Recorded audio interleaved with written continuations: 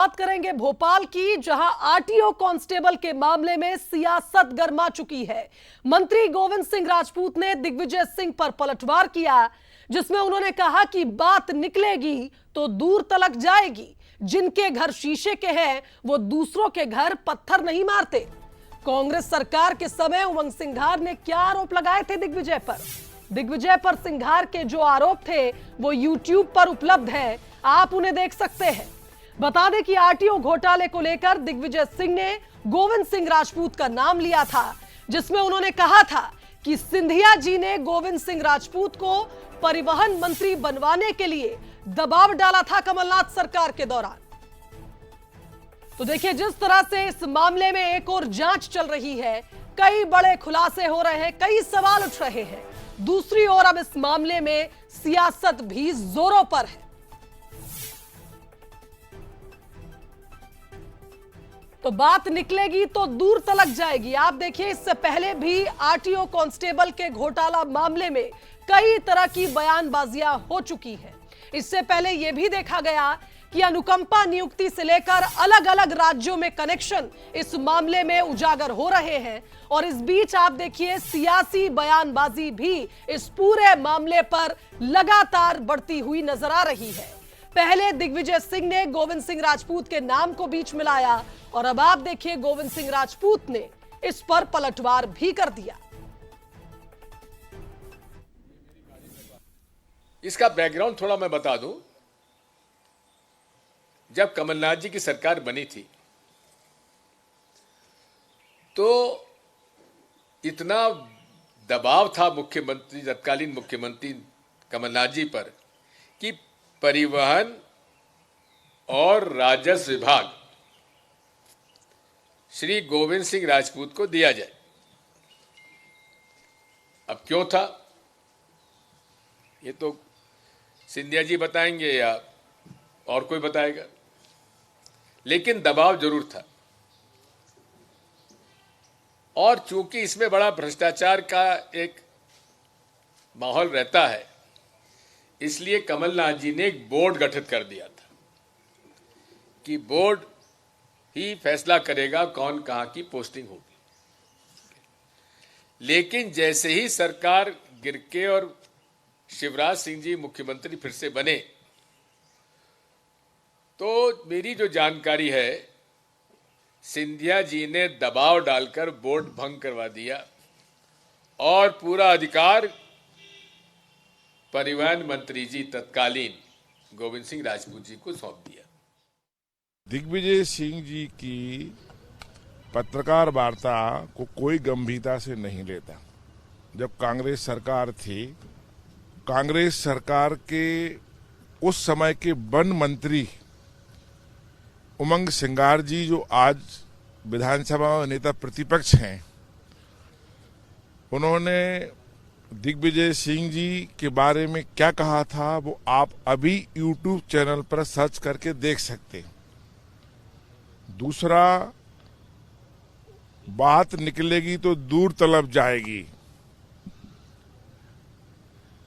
मैं इतना ही कहना चाहता हूं, एक फिल्म का डायलॉग था, चन्नी सेठ, जिसके मकान शीशे के होते हैं वो दूसरों के मकान में पत्थर नहीं फेंकते।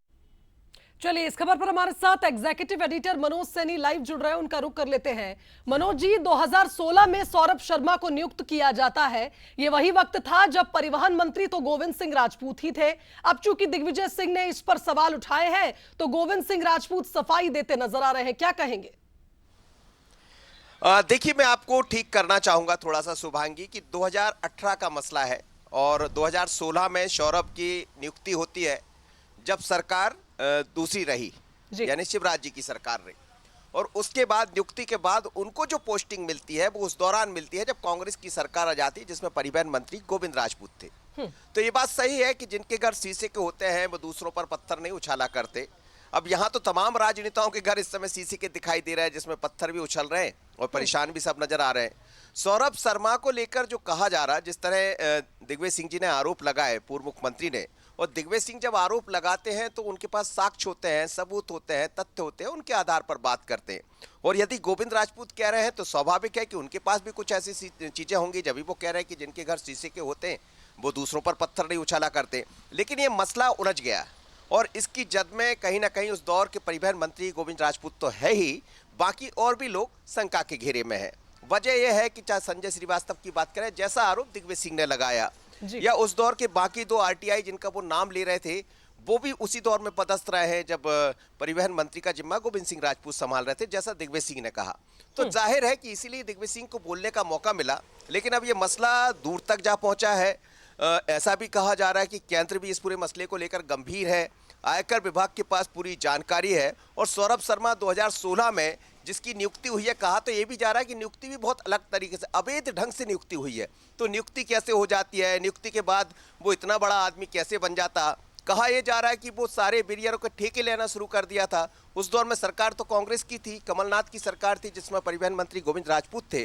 तो इसलिए इस तरह के तमाम आरोप है।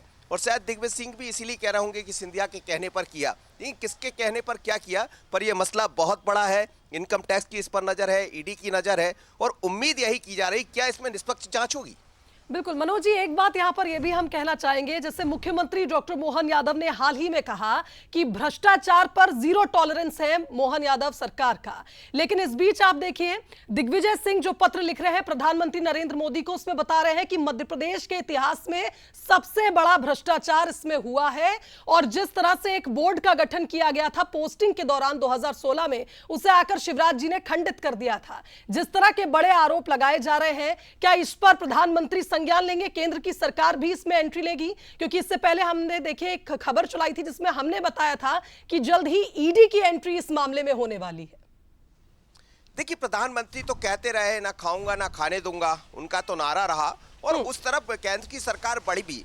मध्य प्रदेश में जब डॉक्टर मोहन यादव बने, देखिए बहुत स्पष्ट कर दूं, ये जो पूरा मसला है ये उस दौर का है जब ना तो मोहन यादव मुख्यमंत्री थे। मुख्यमंत्री कौन रहे उस दौर में? शिवराज जी भी रहे हैं, या उससे पहले कमलनाथ रहे, जिस दौर में गोविंद राजपूत रहे।